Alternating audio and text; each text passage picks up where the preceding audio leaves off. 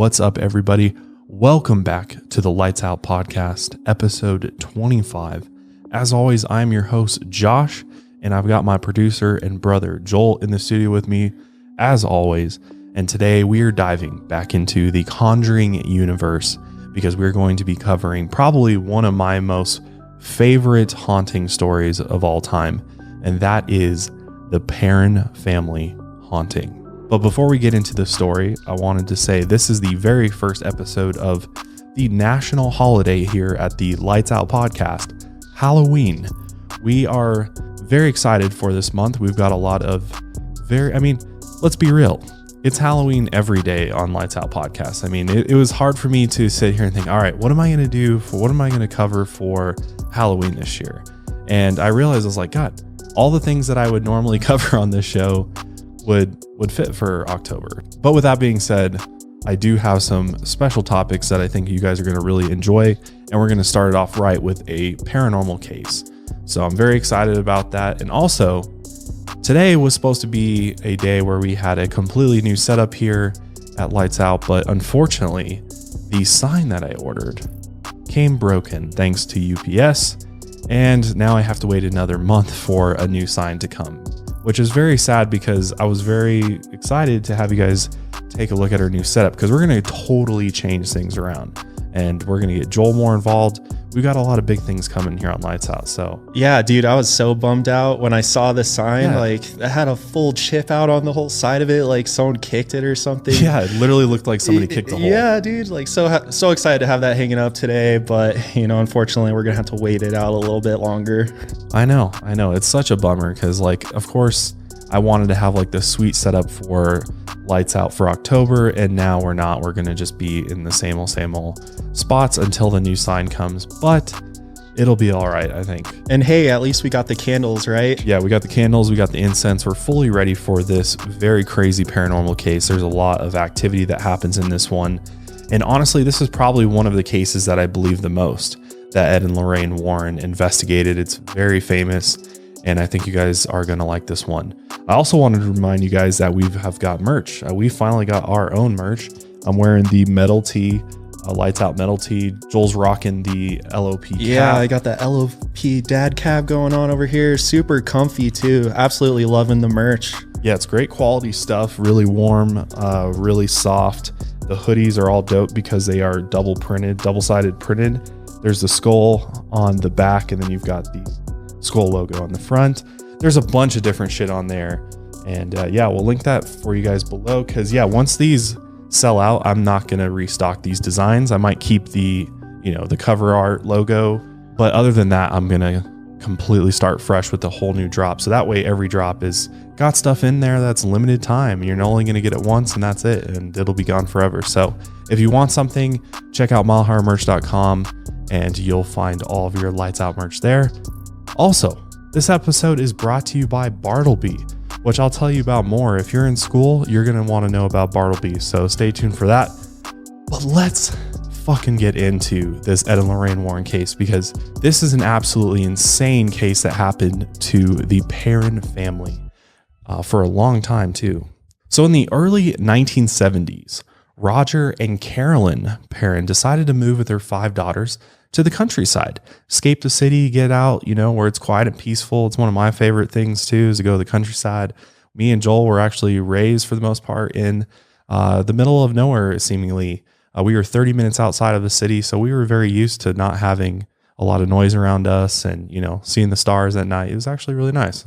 Yeah, dude, I totally loved the country. It was just so nice how quiet it was. And, I spent the majority of when I was in high school out there and everything. So I graduated with a class of 69 people, believe it or not. 9. Yeah, dude. And I'm sure not many people know this, but I do play the banjo. So, being out there in the country, I was repping that hard. If you haven't seen my banjo stuff, check out my, YouTube channel and my Instagram and stuff. Links in the description. But hell yeah, dude. Yeah, dude, it's good. And you've got this is just a side note, but he's got a video from his talent show in high school where he played the banjo, and it's got like 16 million views on YouTube. I know, dude. It's absolutely crazy. Yeah, it's actually a really funny video too. So we'll link that for you guys too to check out.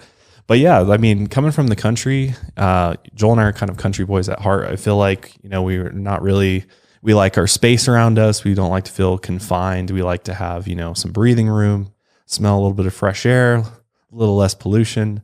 But yeah, so the countryside is just a great place to escape from, especially if you've been in the big cities for a very long time. And that's exactly what the Perron family did is, plus the economy during this time wasn't so great.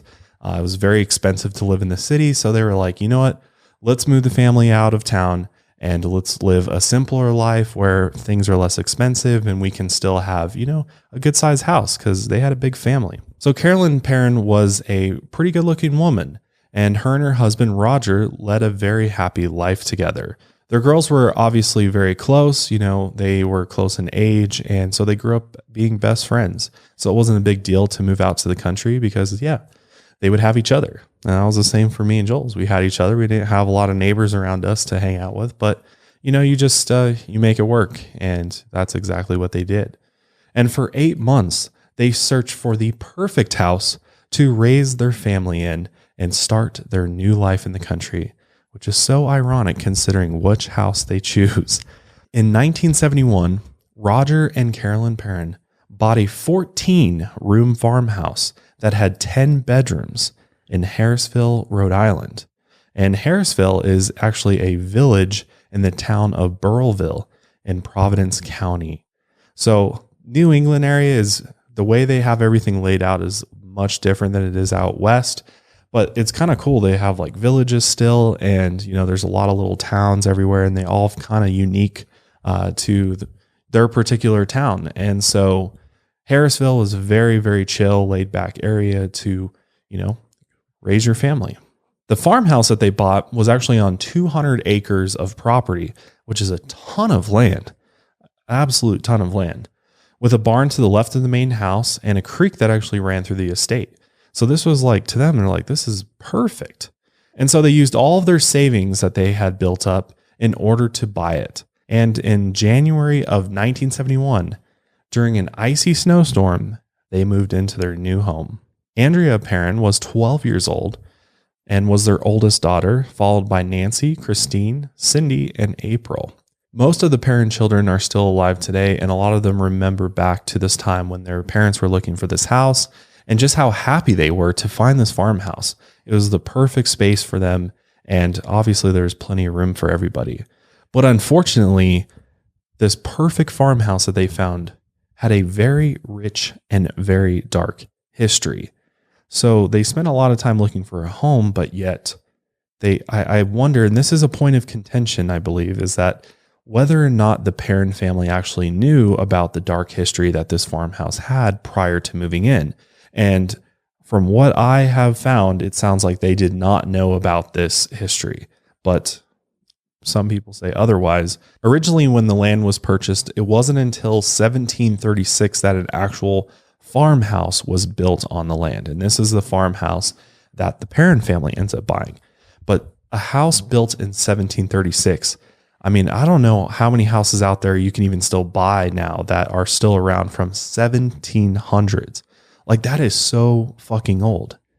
And who would want to move into a house that old? Like, I know a house that old makes me think that shit's probably falling apart. You're stepping on the wooden floors and falling through or some type of shit. Like, yeah, just structurally, like, how sound is this house going to be? Yeah. And you know how many creaks and shit that's going to have in there? It's going to be creepy. And I mean, to me, I feel like the family probably moved in.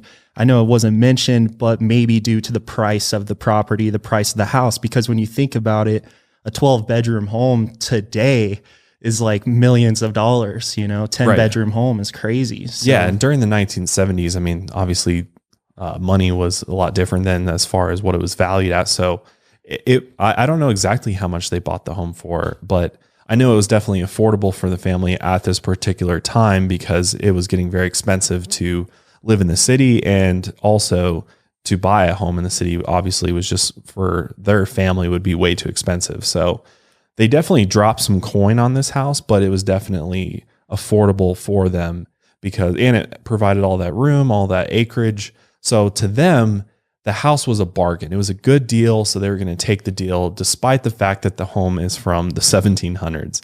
And, I'm sure some work had been done to it. I mean, you can only imagine there's probably things that were replaced and maybe renovated. I mean, I don't know for sure if that happened, but again, still, the meat of the house is from 1736. Originally, the house was called the Dexter Richardson House after the first family who lived there. And eventually it was taken over by another family and renamed to the Old Arnold Estate. And this family, the Arnold family, stayed in it for 8 generations. So if you think about that for a moment, you have a lot of people coming through this house. And if you look at this from kind of a spiritual perspective, the amount of souls that inhabited this place, I mean, you're talking dozens of different souls that came through this house, lived there, made memories there, had experiences there.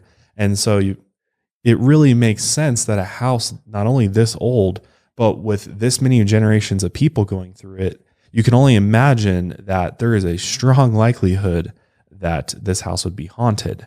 And especially there's probably a super high probability that a majority of those family members did end up passing away inside their house. Who knows what the cause, right? Probably natural death for the most part. It's just another one of those things that could contribute to possible hauntings and stuff. Well, unfortunately, it wasn't a lot of peaceful natural deaths that happened here in the Perron house.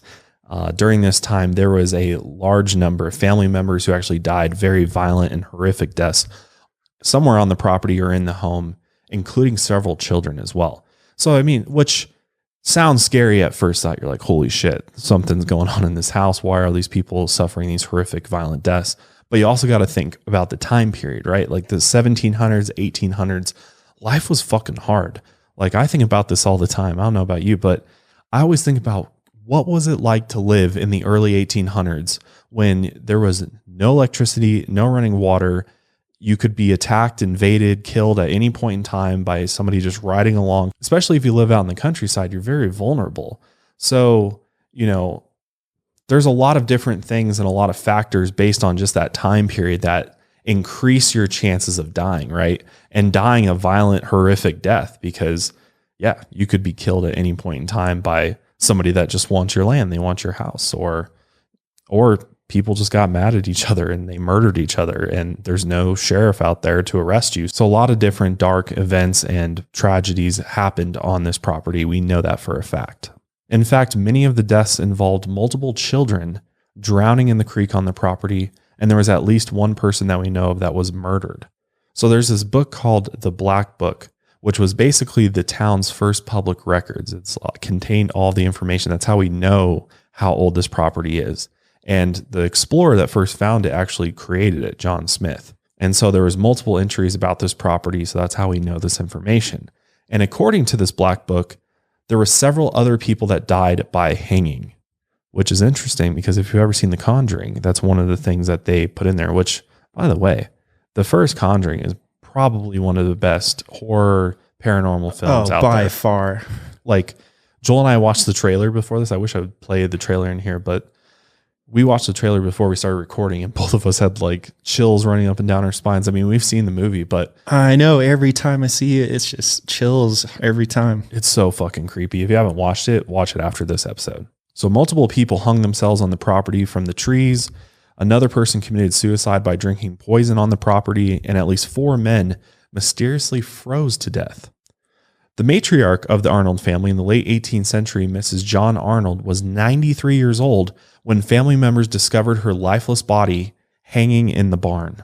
That's very, very frightening to think about just the scene in the barn, but it also is something to keep in mind later on in this story.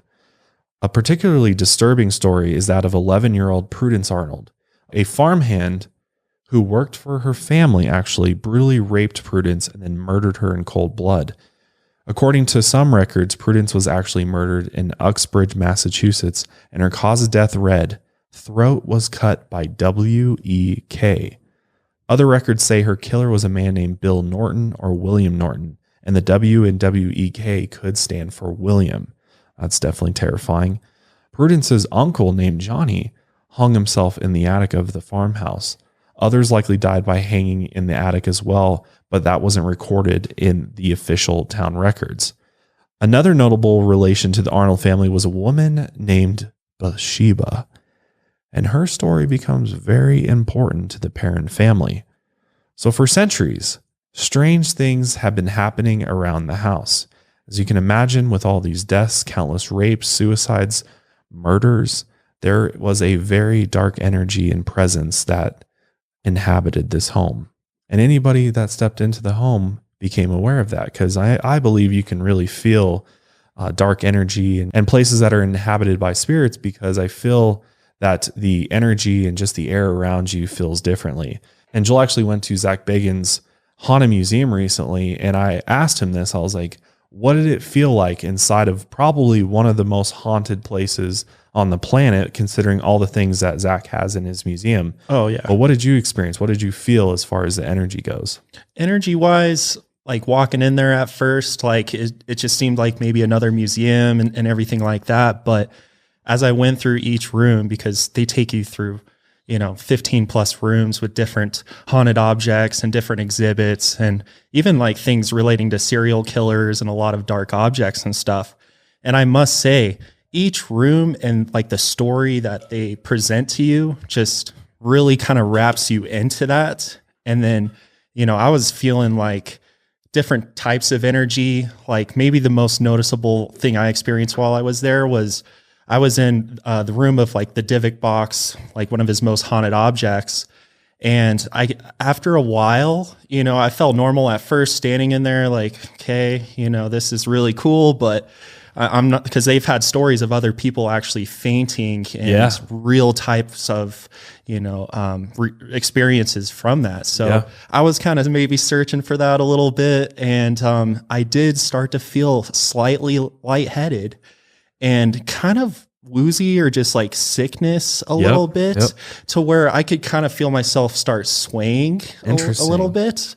And then after maybe 5-10 seconds, I kind of got my mind back together, like, okay, but it seemed like there was an energy in there that was like maybe trying to distract me or, do something like that. So, but overall, recommend going to the Zach Bagans Museum if you haven't been already. And, you and I are definitely going next time. So. Oh, I know. I'm so pissed that you went without me, but no, we'll go again, because I want to see a lot of the shit that's in there. But I just wanted to have somebody that's been in a place with, supposed haunted objects to comment on, what they felt and feel, because I really do believe that these, both objects that are cursed or haunted, as well as just places where spirits inhabit, that you can feel their presence. Sometimes you can, sense their energy. And that's exactly what the Perron family experienced in this farmhouse. As soon as they moved in, they definitely started feeling things. And at first,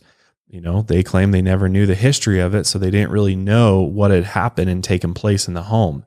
So they just thought things were off. But eventually, after starting to experience some of the paranormal activity in the home, they start wondering about the history. And that's when they started learning about the amount of spirits that inhabited this place and had no intention of leaving the home.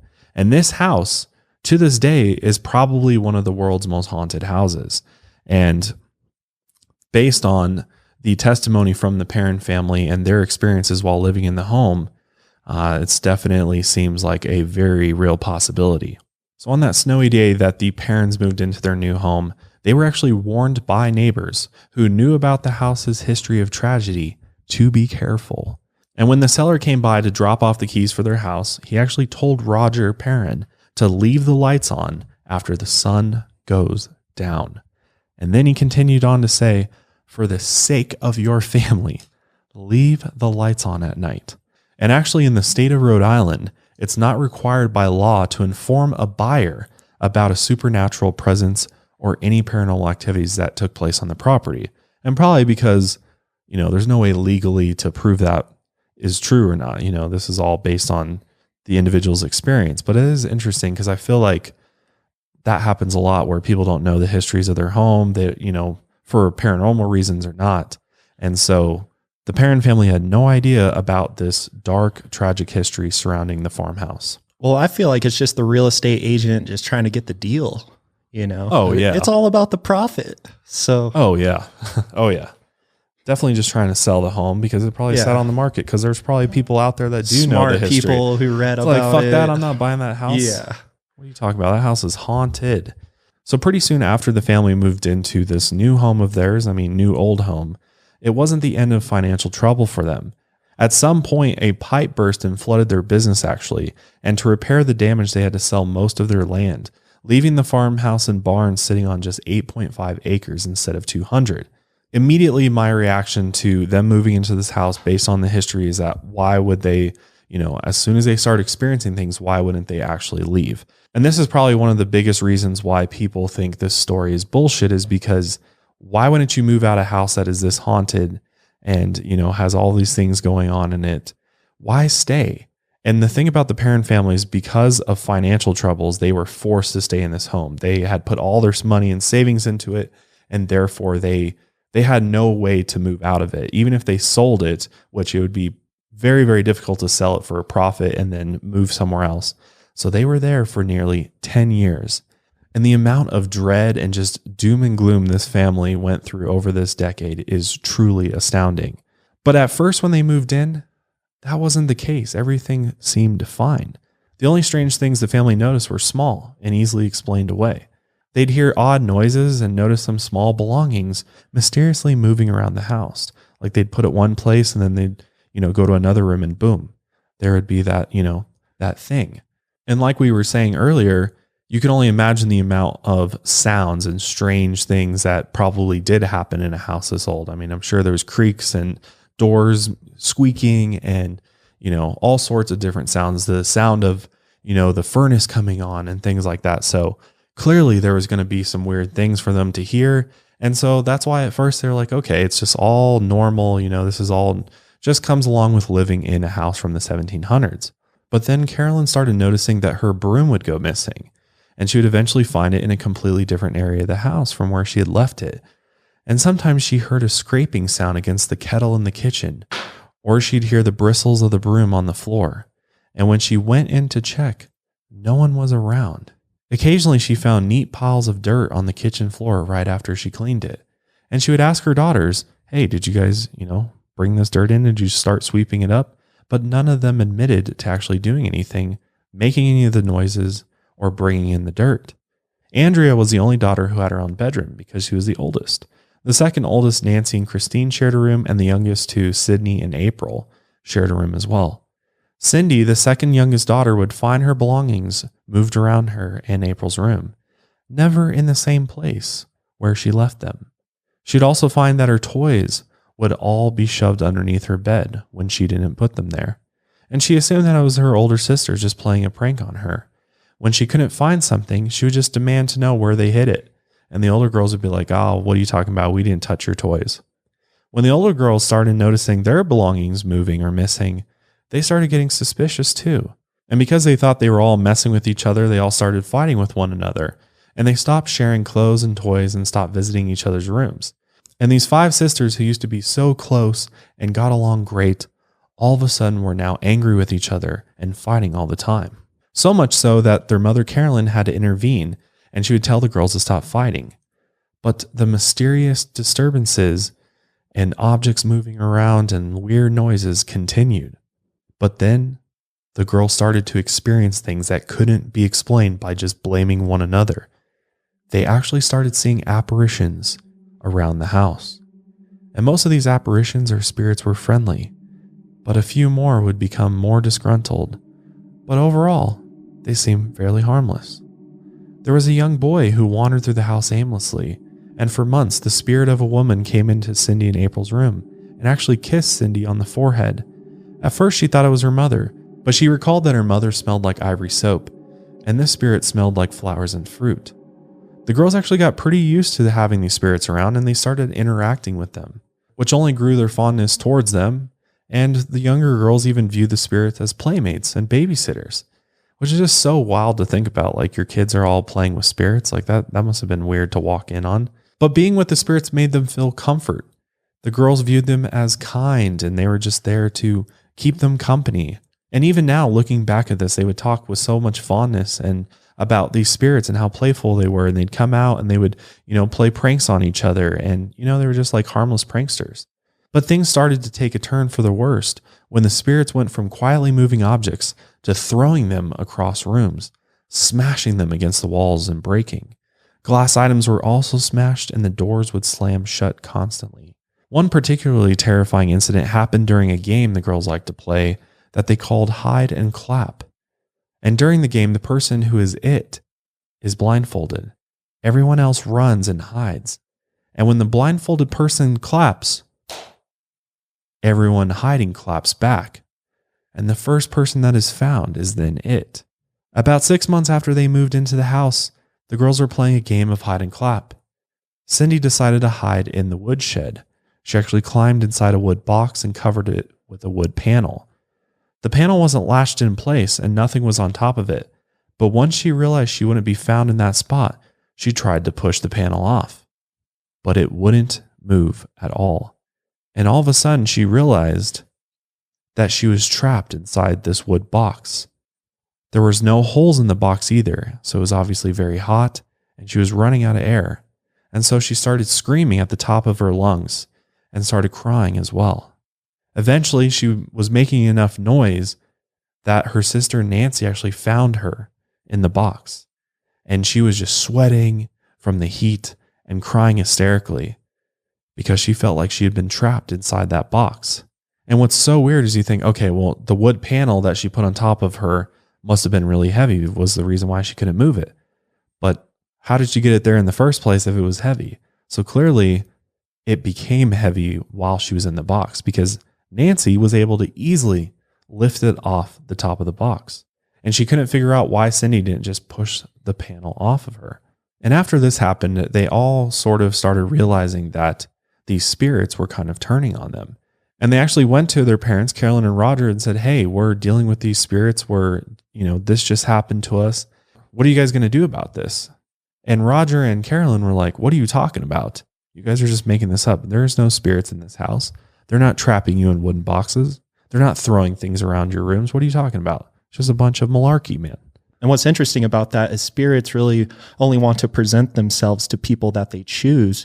And, children are more like vulnerable. So they're going to display themselves to children as opposed to the parents, which may explain why the parents didn't see any of those apparitions because they were trying to hide themselves from them or something. Right, which makes a lot of sense because you got to get the children on board first, right? You got to, especially if you're evil spirit, and you feed off of fear and everything, and children are the most vulnerable and easiest to scare. So that's exactly what they did is they started scaring the children. You get the children on board, then you're able to get the parents on board as well. And that's exactly what happened. But eventually, Carolyn and Roger did start noticing the paranormal activity that their children had been talking about. And they quickly realized that there was some type of force at play in this home. And for them, it seemed like the positive spirits, the benevolent ones were avoiding them because their first encounters with spirits was much more disturbing. One of the first things that Roger noticed is that when he'd come home from work, he would be hit with this disgusting, awful smell of like rotting flesh as soon as he opened the door. Now, I can only imagine what that would be like and what you would be thinking in your mind. Like, you'd probably be thinking somebody just took a shit on the floor. What is going on? Or somebody just, something just died in the living room. Like, decomposing bodies of any kind definitely has a unique smell. I don't know firsthand. I've never smelled anything like that before, but from people who have, decomposition has just its own nasty smell. So I can only imagine how strong and potent that must have been walking in and how confused Roger must have been when he started smelling that in his own home. One morning, shortly before dawn, Carolyn was woken up by something moving across the room. She opened her eyes more and she saw a very tall woman in an old gray dress, and her head was hanging to the side, kind of like crooked over, and it looked like a sack of cobwebs with little tendrils hanging down. That's a very nasty sight to wake up to. So basically just a creepy ass old woman spirit, ghostly figure that is now threatening Carolyn and demanding that her and her family leave the house immediately and find somewhere else to live.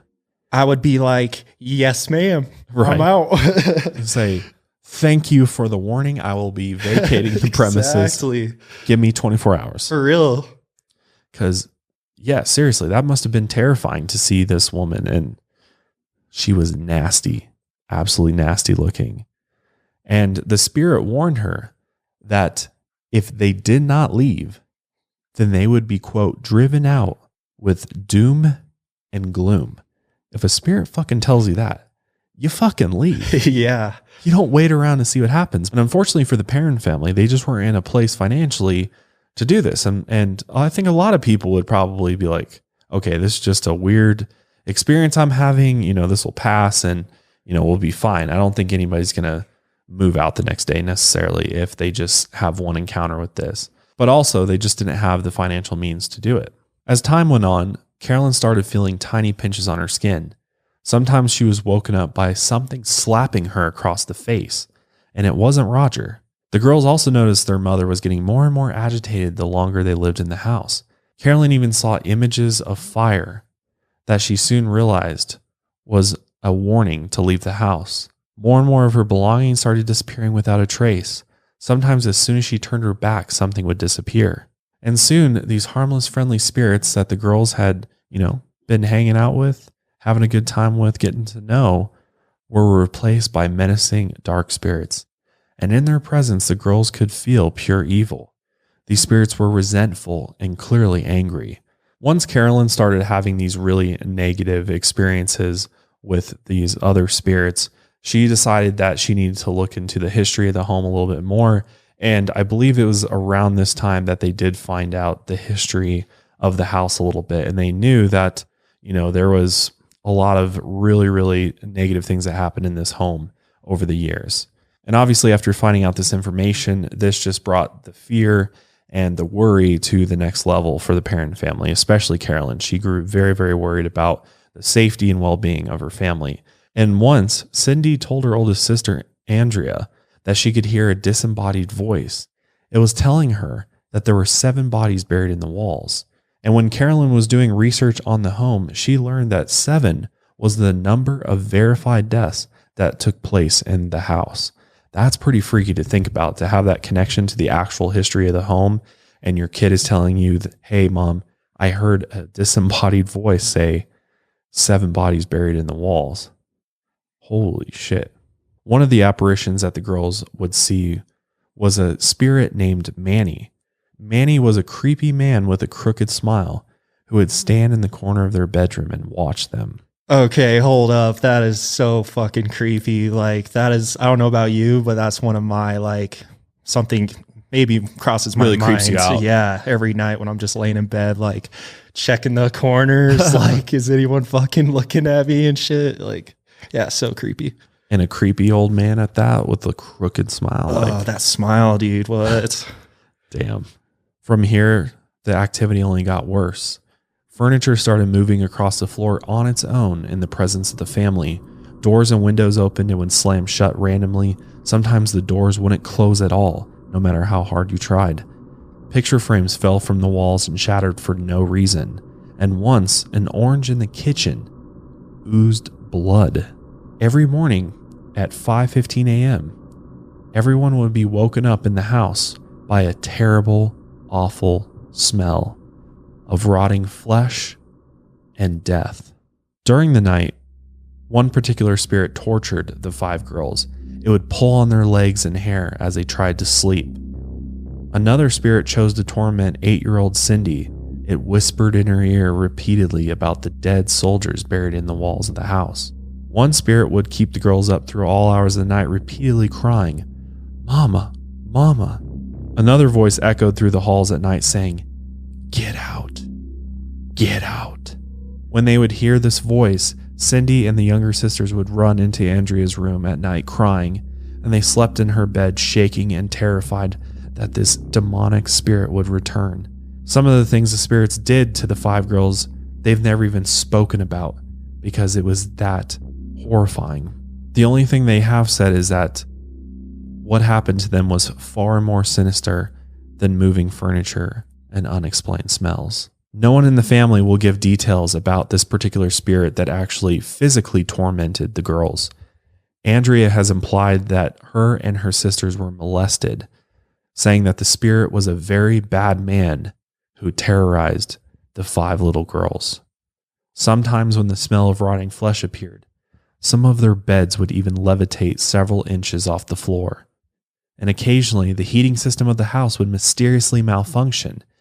And it was in, of course, a dirt-floored basement, which the entire family avoided. And even Roger, when he'd have to go downstairs to check on the heating system, he would go down very cautiously, always looking all around him. And he said that when he'd go down into the basement, he would immediately feel a cold, stinking, dark presence right behind him. And the family believed that whatever this particularly evil spirit was, lived in the basement. That's what's so interesting is that these evil spirits just pick the basement. You know, when I was at the Zach Baggins Museum, so the house itself had, you know, lots of families come in and out through it. And yeah, it's even seen death as well. So the basement of the Zach Baggins Museum is the most haunted place, you know, in the entire, you know, museum. Yeah, makes sense. Yeah. So if you want to see the basement, you got to make sure you get that RIP pass or you're not going down there. But they have a spirit box down there. Interesting. And stuff, so there's a lot of activity still. Yeah, maybe you on. can talk to something down there. Yeah, it's interesting that it's easier for that. The spirits are more active underground, it seems like. It's very weird how that works. But before we continue with this haunting story, I want to thank our sponsor for today, Bartleby. It's been a few years since I've been in school. I graduated college, I think like 4 or 5 years ago. But I know if I was still in school, I would definitely want to know about Bartleby Learn. And basically, Bartleby provides students with millions of step-by-step textbook solutions.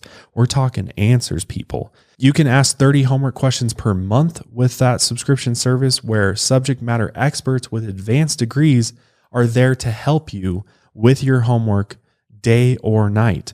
They have a searchable database of solutions to homework questions asked by students. Plus, homework help is available in more than 30 subjects, including business, science, math, and engineering, and you will receive a detailed explanation to your question within 1 hour. Which I gotta say, back when I did homework, this would have been extremely helpful to have that expert at your fingertips. Like, that's what's so cool about this is you can get the help you need on that one question on your homework that you're just like, damn, if I can just finish this, I can go play Call of Duty for another hour or two before I got to get some sleep. So get that Bartleby Learn because they will help you get that homework done fast and efficiently.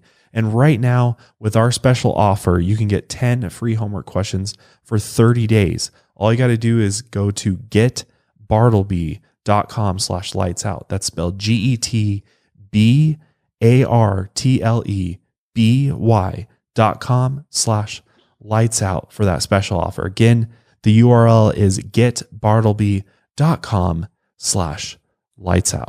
All right, let's talk about the most evil demonic spirit in this home that specifically chose to torment Carolyn. This particular spirit actually lingered inside of this farmhouse for centuries. This is a very, very old spirit. And Roger and Carolyn would soon learn that this evil spirit was named Bathsheba. Bathsheba was an actual real woman. Her full name was Bathsheba Thayer, and she was born in Rhode Island in 1812. According to historical records, she married a man named Judson Sherman, who was a fellow Rhode Islander in Thompson, Connecticut on March 10th, 1844. They usually would have a farmhand living with them as well in order to help Judson on the farm. And they even had a child together. They had a daughter named Julia in 1845. When Julia was still an infant, they actually found her dead. And her mother, Bathsheba, was charged with the murder because Julia had been stabbed through the back of the neck at the base of her skull with a long, sharp object, which people thought must have been one of Bathsheba's knitting needles. Around town, Bathsheba was known to be a witch who practiced witchcraft and that she had actually murdered her child in order to sacrifice it to the devil. She even wanted to summon the devil so that the devil would give her the gift of eternal beauty, and she offered up her firstborn child in return. So because the people of the town knew this, Bathsheba was arrested and charged with Julia's murder. But she was soon released because there was not enough evidence against her that would hold up in court. At some point, Bathsheba was watching a neighbor's infant who died while in her care. And this only fueled the rumors that she was this devil-worshipping witch. And what's crazy is that Bathsheba and Judson had 2 more children that didn't make it to the age of 7. Edward, who was born in 1847, and George, who was born in 1853. What are the chances that all of her children don't even make it past the age of 7? I don't know. I find that very suspicious as well. But again, in the 19th century, childhood deaths were very common. But losing 3 young children was definitely suspicious to the people in the town, especially since their infant had died a violent death, Julia. In March of 1849, when Bathsheba was 37 years old, they had a son named Herbert Sherman, who actually survived. And as far as we know, Bathsheba stayed in her house, the farmhouse, until her death and just was an outcast of the community because they all thought she was evil. Their son Herbert married a woman named Anna in 1881 and had a family of his own. And Bathsheba actually ended up living a pretty long life. She lived far into her 70s, and many people believe that her long life was attributed to the sacrifice she made to the devil in Julia. Bathsheba Sherman actually died on May 25th, 1885, 4 years after her husband died. And apparently one of the conditions of her deal with the devil was that her body would be turned to stone upon her death.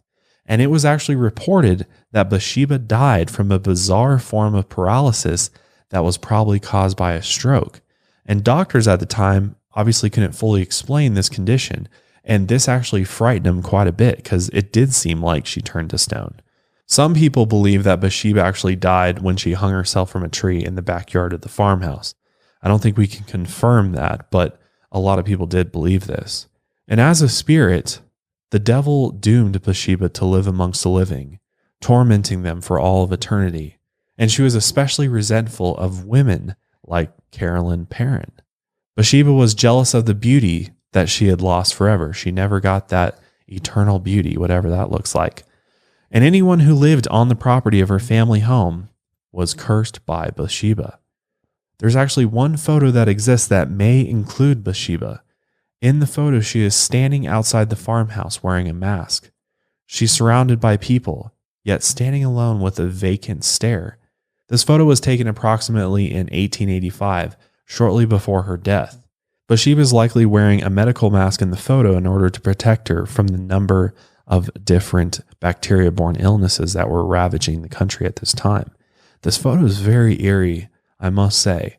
If you've never seen this photo before, it's actually pretty impressive in the fact that we have such a clear look at what the farm looked like and this woman Bathsheba. And it does look like, yeah, you can't see the outline of her mouth. You can see her eyes, but she's clearly got a mask on. But why is she standing like out in the middle? Everybody else looks like they're posing for a photograph, and then Bathsheba's just like there. Just there standing with a blank stare, not even looking at the camera like some of the other people look like they are. And yeah, everybody else is facing the camera. Yeah. Like their eyes are directly pointed at the camera, and yet Bathsheba's got she's like looking at the ground or something over to the side. It's very creepy, honestly. And to this day, you can actually go and see where Bathsheba and Judson Sherman are buried in Harrisburg, Rhode Island. There's this historic Baptist cemetery that they were put in along with their 3 children who died young, which is very interesting because this is also kind of a point of contention about whether or not Bathsheba was really a witch, because why would they put her in a Baptist cemetery, right? Why would they even give her a burial? Typically, they would just burn witches at the stake. So the fact that she ended up in a cemetery definitely makes some people think that there's a chance she wasn't a witch and she wasn't as evil and crazy as people made her out to be. So this is why the Perron family and Carolyn specifically believe that this evil spirit that was tormenting her was Bathsheba Sherman. However, the spirit never explicitly claimed to be Bathsheba to Carolyn. But I mean, it kind of makes sense, right? That it would be Bathsheba. I think one of the reasons why Carolyn believes it was Bathsheba as well is because she believes that this evil spirit, when she was alive, did kill herself by hanging herself. Because again, whenever Bathsheba appeared to the family, her head was always bent severely to one side, as if it was permanently broken. and she had the sickly gray skin, just the most freaky looking entity you could think of. That's what they were dealing with. And when the haunting started to escalate, a family friend named Barbara, who was part of a local paranormal group, said, "Hey, go get some help. I know of just the people to help you." Their names are Ed and Lorraine Warren. So in October 1973, she told them about a lecture that they were going to be at and, go talk to them, go ask them to come to your home and take a look and see if they can figure out what's going on. So that's exactly what Carolyn did.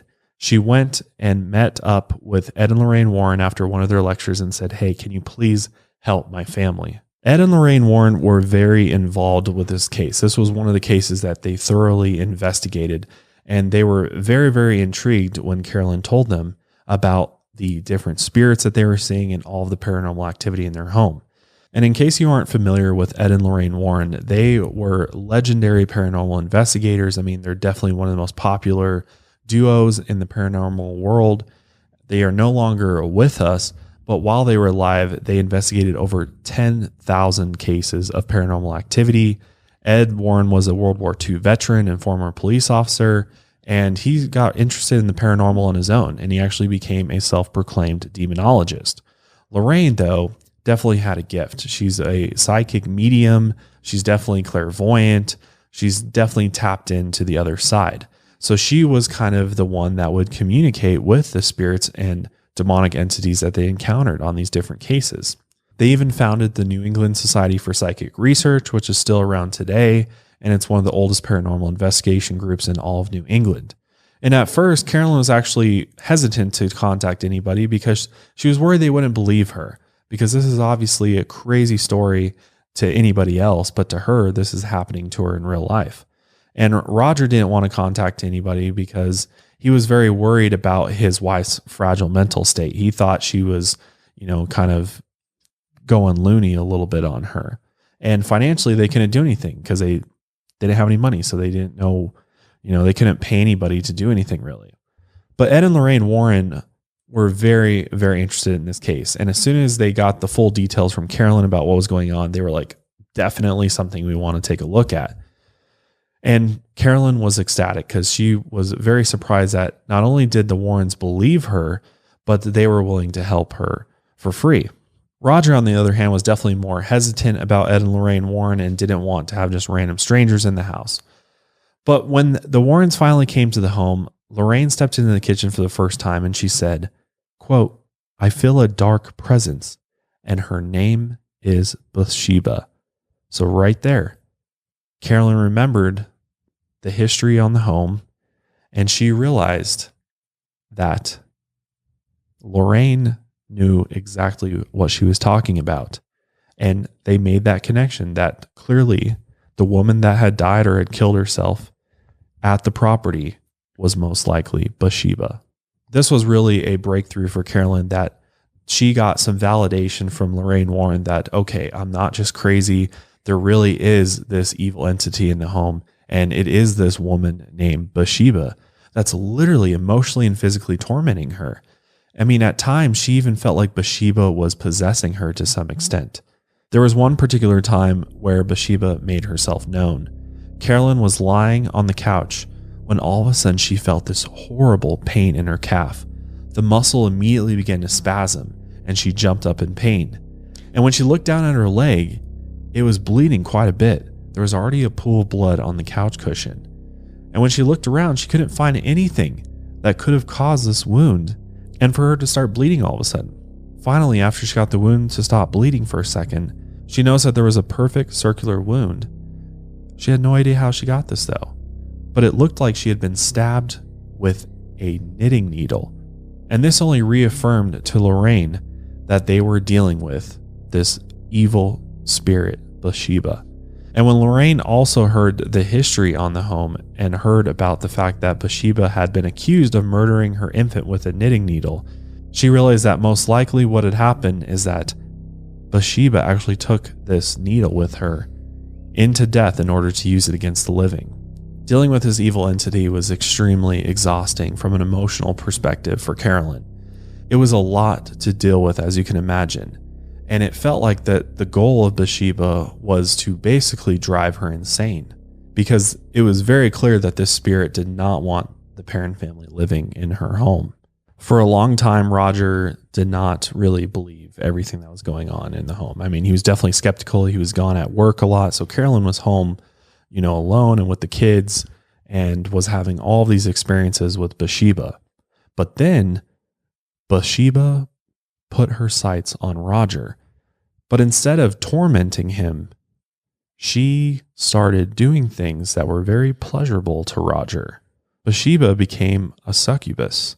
She would often caress Roger tenderly and whisper softly in his ear. And so he really enjoyed having Bathsheba around. I mean, she was definitely very pleasurable for him. Let's just put it that way.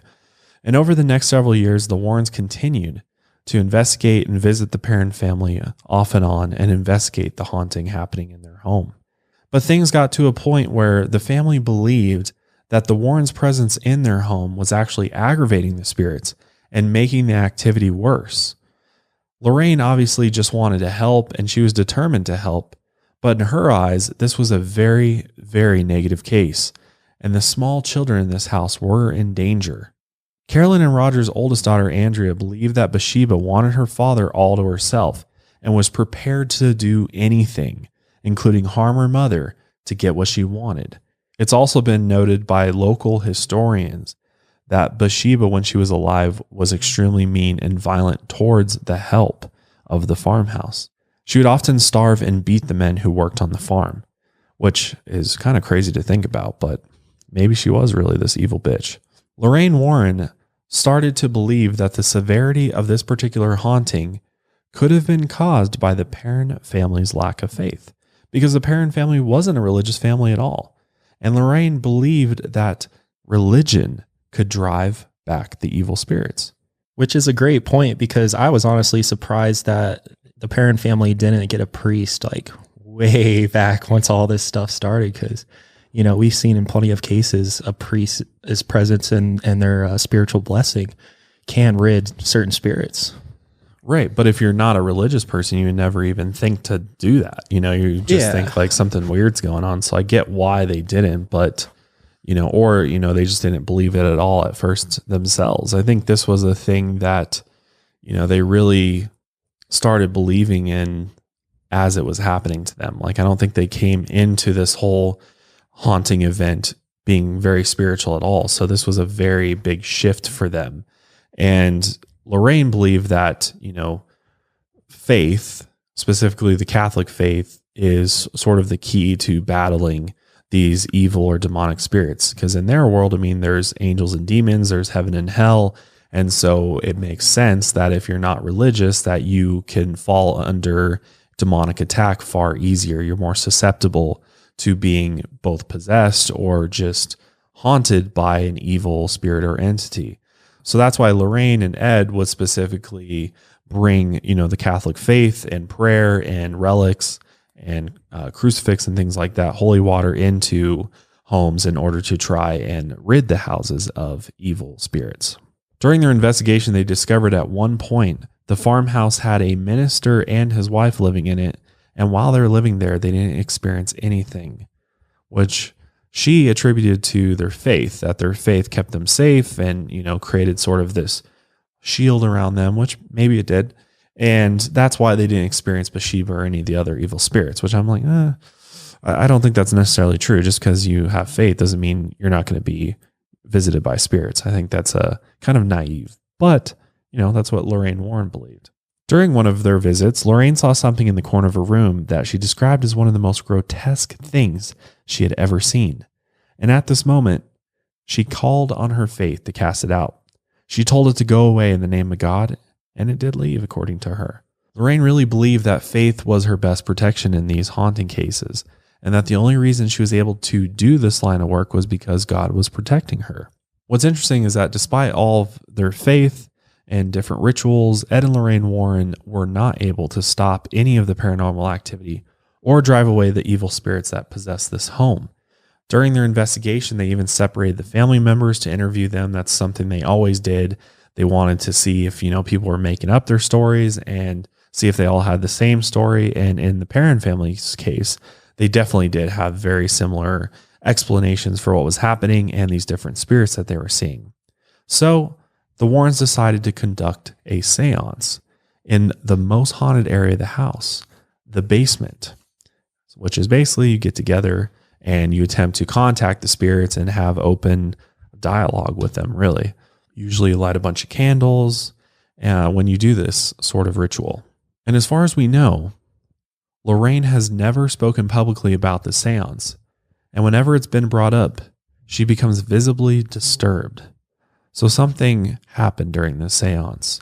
They even brought in a priest, another medium, and a technical crew.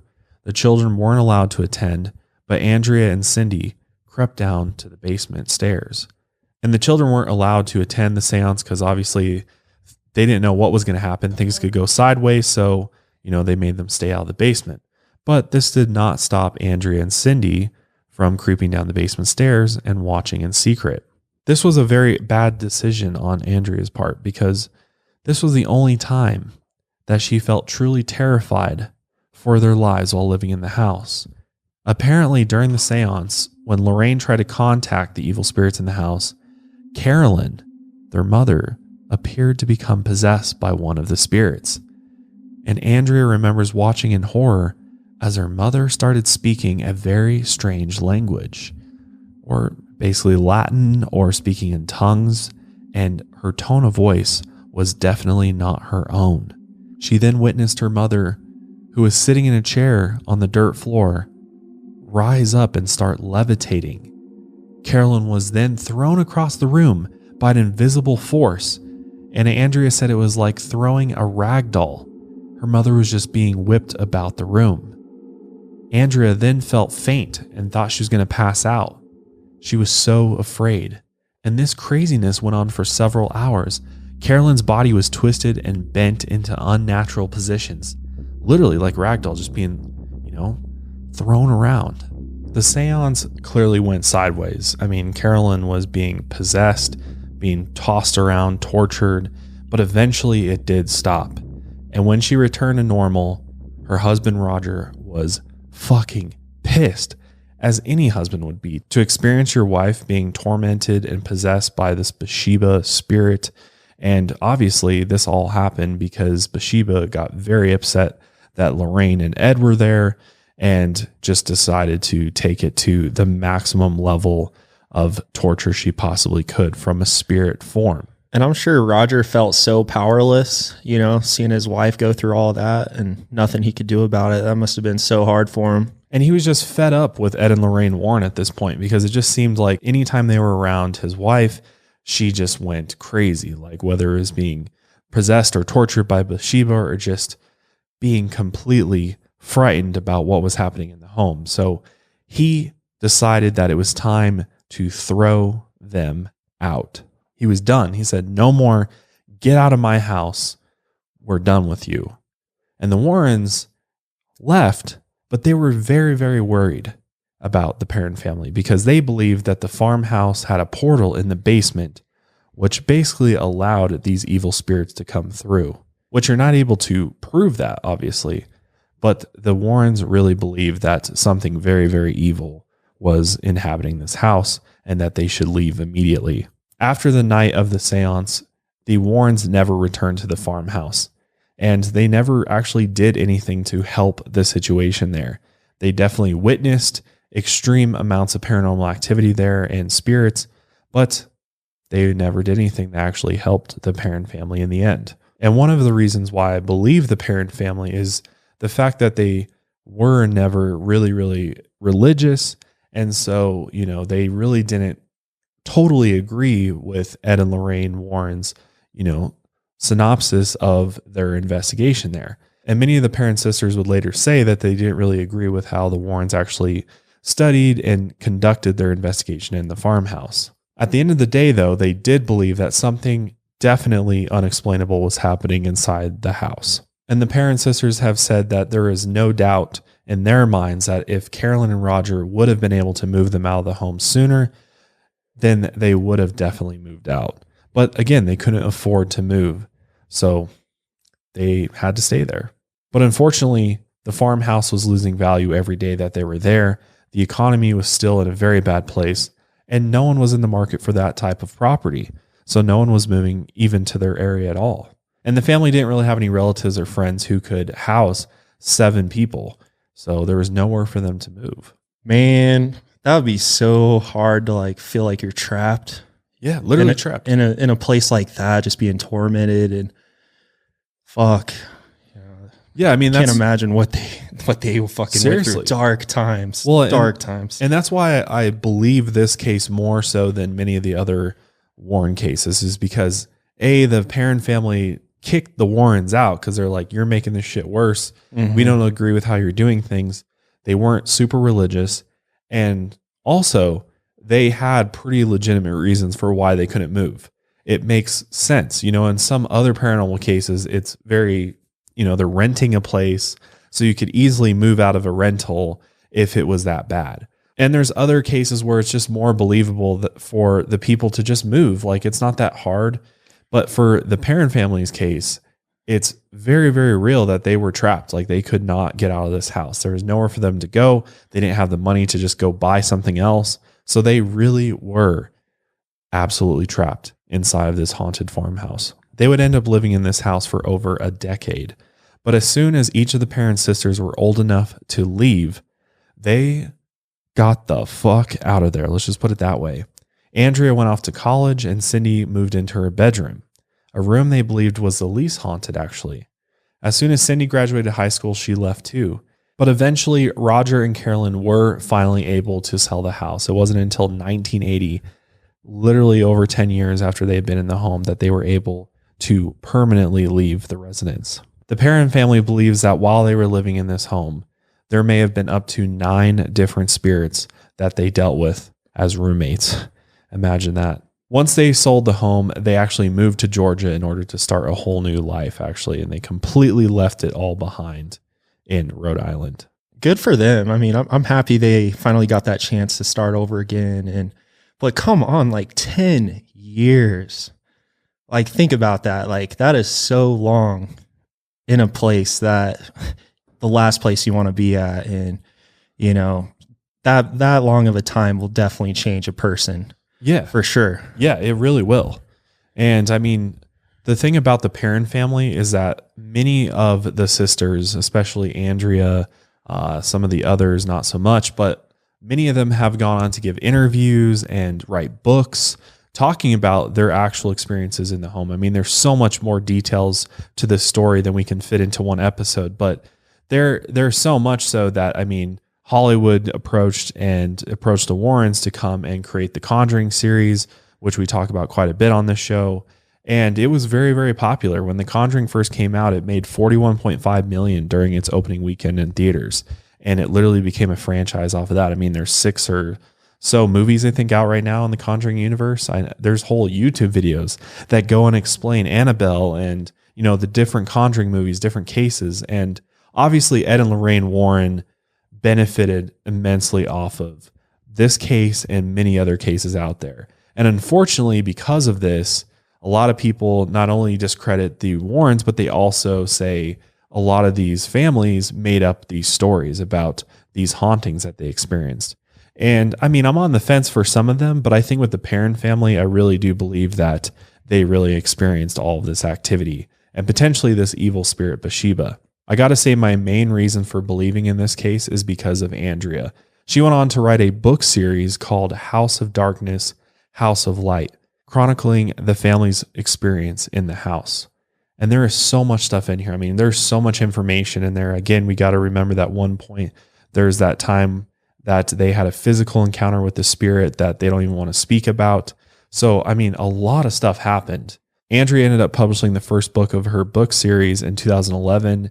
And it was really the first time that her story, her complete story, got out to the public, that it wasn't, being told from the Warrens' perspective, because they had their case files, which is what the Conjuring movie really pulled from a lot from that. Obviously, the Perron family was involved with the movie to some extent, but I don't think the Perron family made much money off The Conjuring, if any at all. But Andrea is really the only one that I've seen out in the public talking about their experiences. Many of the other sisters, including their mother, Carolyn, just really don't want to talk about it anymore. I mean, they're trying to forget it and leave it behind. I mean, this was such a terrible part of their family's history. So many of them have just decided to stay out of the spotlight, and they don't want to talk about it. They don't want to interview about it, which rightfully so. I mean, if you go through something like this was extremely traumatic for many of them. You know, you have to remember that Andrea was a lot older than her other sisters during this whole haunting experience. So obviously it was easier for her to really deal with it and cope with it. And I think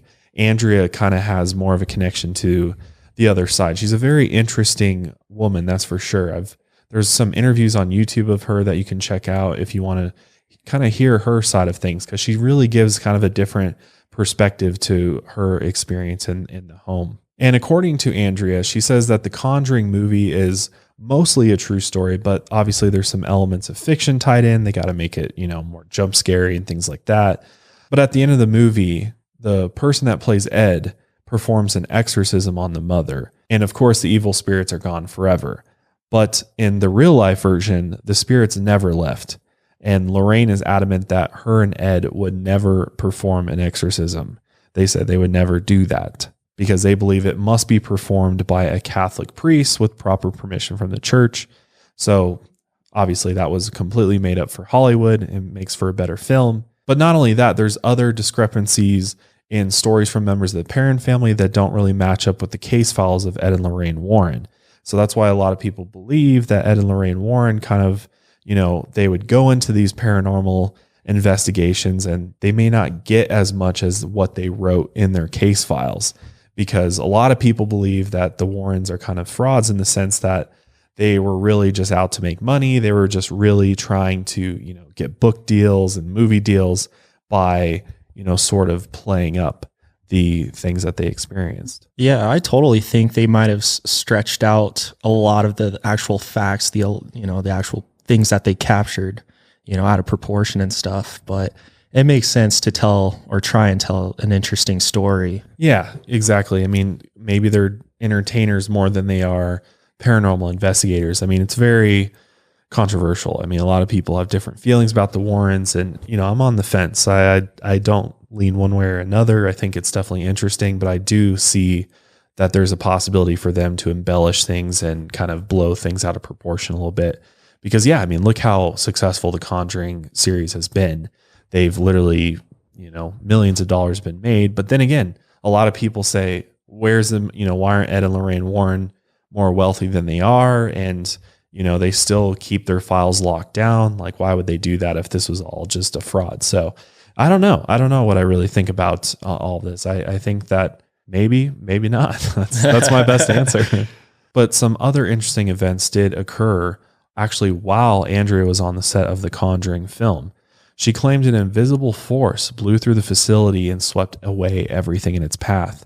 Cameras and lights went flying, and people in the path couldn't keep their feet on the ground, literally swept people off their feet. And she said when this happened, whatever this force was felt eerily similar to the ones she felt as a child in the farmhouse. That's crazy. And there's this whole idea of cursed films and things like that. Like perhaps, there's certain movies that recreate essentially real events that happened, and that these entities or spirits can somehow sense this or know about this. And so they make their presence known. It's very, very interesting. That is a very interesting point you made, because it just makes me go back and think about the Perron family after the 10 years of all those experiences, and maybe why most of them didn't want to speak out to the public, because they might think that they would have to relive all of those negative experiences again, just like getting that information out, which could maybe bring those evil spirits or entities back their way, kind of like in a summoning type of thing. Right. So it might have been smart after all of that to keep your mouth shut a little bit, Right. No, you're absolutely, that's a great point. Cause that's a real possibility. I think a lot of people believe that you can kind of conjure. The Perron family literally said that the evil spirits never left. There was no ridding of the spirits that were there. They stay there to this day for as far as they're concerned. But when they left the home, they thought they left the spirits behind. So perhaps, maybe this film almost like conjures them back up, which is crazy to think about. Because God, it kind of explains this force that swept through the set. It's just wild. And what's interesting is that Carolyn had actually decided not to come to the set that day, and she decided to stay back at home last minute. And at the exact time that this unknown force ripped past members of her family on the set, she said she fell and broke her hip. And while she was laying on a bed in the hospital, she says she could feel the presence of Bathsheba. That's fucking crazy, because that clearly shows that this, recreating this stuff can actually trigger activity, can actually bring, create some sort of momentum for these evil spirits. That's really scary. And being in a hospital too, like that just makes me think of The Grudge, like one of the scariest movies I saw when I was growing up. And they were in a hospital too, and they just saw The Grudge and how creepy that was. Just seeing a woman in that type of environment just freaks me the fuck out. Oh, I know. Yeah, Bathsheba's reputation to this day is definitely not very good. A lot of people believe that she was this, witch that killed her child in the name of the devil and all of that. I mean, other people say the opposite, but I mean, it wasn't uncommon during this time for women to be accused of witchcraft and practicing the dark arts. So it's very possible that this whole story is all real, but on the flip side, it's also possible it's just a rumor because it was so common. But after the Perron family sold the farmhouse, it ended up going through several owners, and each one experienced some level of paranormal activity while living in the house. I mean, obviously, probably not quite as intense. I mean, you'd hear the noises and things like that. I would say more unexplained activity, right? And some of these owners, not all, actually fled the house screaming and fearing for their lives. One man actually moved in and started doing renovations on the house, and he ended up leaving suddenly, leaving behind his clothes and tools. And he never even went back to the house and just sold it to the next people who actually lived next door. But they never actually moved in, and the house ended up sitting vacant for years. In 1987, the house was bought by Norma Sutcliffe and Jerry Nelfridge, and they have said that the farmhouse is definitely not haunted. The couple hasn't experienced anything while living in the house, and they wouldn't characterize it as supernatural or paranormal, and they were never visited by spirits. In 2005, they did allow the film crew from Ghost Hunters, from Sci-Fi Channel, and the crew did find some evidence of paranormal activity. They felt multiple cold spots and did witness doors opening on their own, which this did surprise the owner, Norma, a little bit. She was convinced that they wouldn't find anything, and when she saw the evidence, she was like, okay, this is definitely kind of weird. And oh yeah, Jerry and I have experienced some odd things in the house now that you guys have seen it. They said a door in the front hall would bang for no reason. And they said sometimes we'd hear people talking, footsteps or doors opening in another room. And Jerry's chair in his study would mysteriously vibrate, which I'm like, convenient you guys left that out for a long time. I think it was just more of a test. Don't you think? Like, just they wanted to test the ghost hunters and be like, oh yeah, nothing is here, to kind of validate whether or not they think, are we just crazy that we're experiencing this? And this is just all normal. Norma also talked about how at one time she saw a blue light shoot across her bedroom, and another time Jerry watched as a fog filled the house. So to many, these experiences would obviously seem paranormal, but Norma strongly believed that they had scientific explanations and that she never believed that any of the activity that they experienced was due to the presence of ghosts or spirits in the home. They thought it all had some sort of explanation, which I'm like, okay, possibly, but how often has a fog filled your house, or a blue light beam shoot across your bedroom? Or how often do you just lay awake in bed and you hear voices?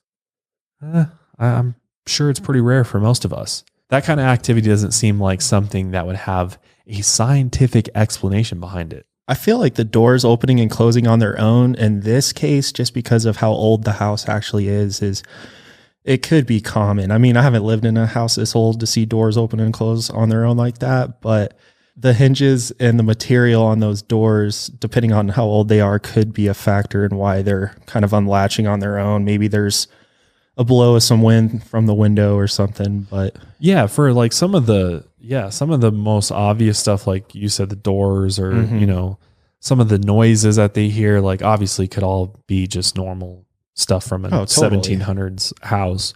But I mean, blue light, fog, stuff like that. I'm like, okay, well, going to have to search a little bit harder for a scientific explanation for that. Cause I mean, how often does that happen to you? You know, especially the voices thing. Like, yeah, if both you and your husband hear voices, then it's not just you, you know, just making your mind playing tricks on you. Clearly there's something going on. So, I mean, would you leave the TV on in the other room and that's the voices you hear?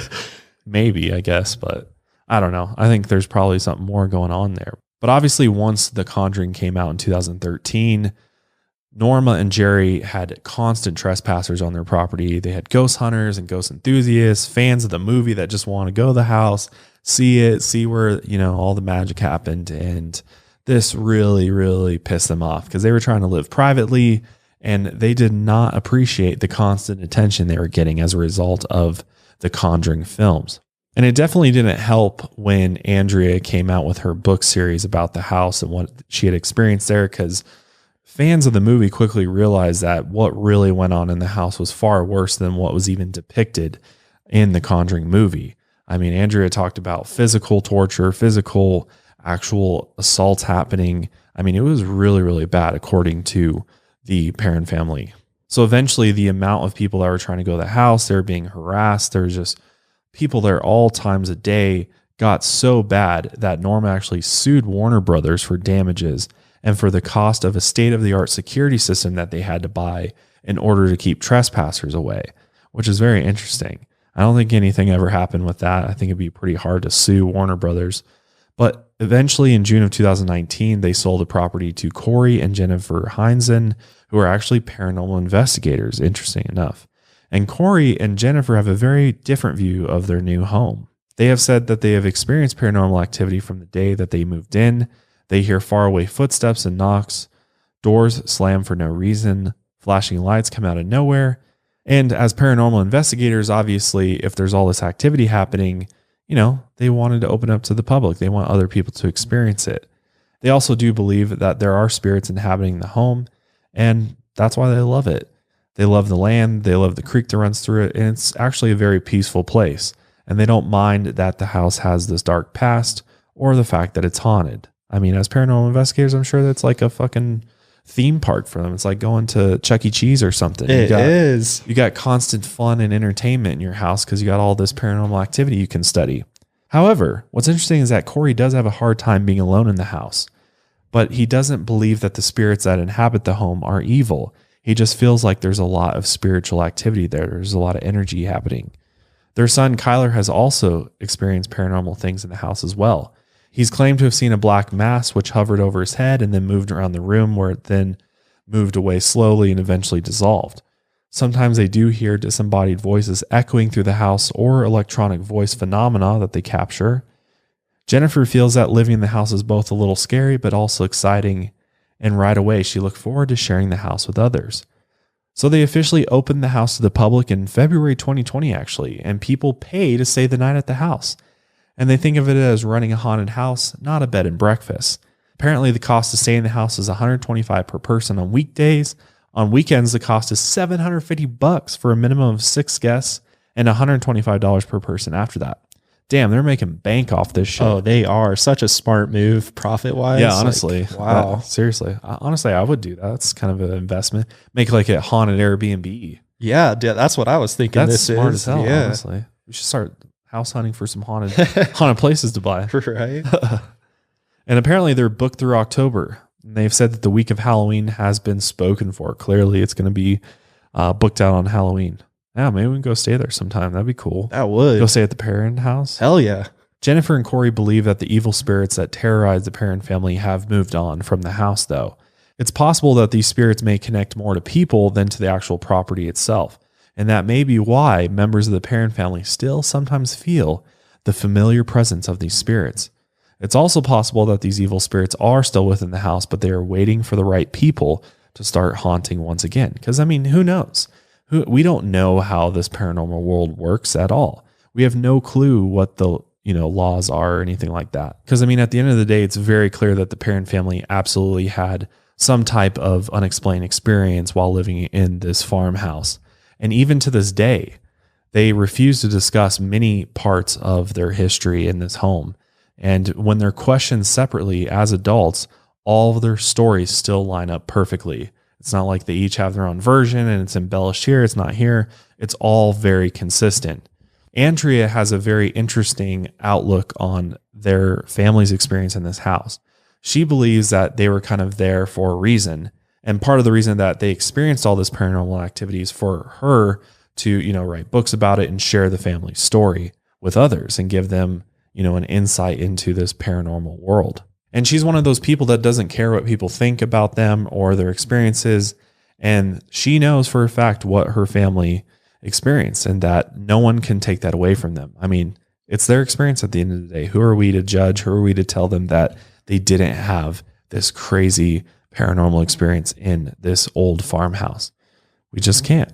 So you got to be open-minded to it, whether or not you believe in the paranormal or not. I think there's a very real possibility that, evil spirits or, entities like this could definitely inhabit places or possess people even. I mean, who really knows? We don't know how this shit works. That's the point. So it's very possible that all of this was real, but it's also possible that it's not. It's just their experience. And I admire Andrea for doing that, because if she wasn't the one to tell her story, then it'd all be Ed and Lorraine Warren. And, she was the one who was living in the house that whole time. So yeah, I'm definitely happy that she had a positive attitude on the whole experience. Yeah, and yeah, I just wanted to share it with everybody because it's super interesting to keep it to yourself. Which makes total sense. It makes total sense. I mean, I would be the same way. If I went through an experience like this, whether it was paranormal or, psychedelic, I mean, who knows? Yeah. I would want to share those experiences with other people because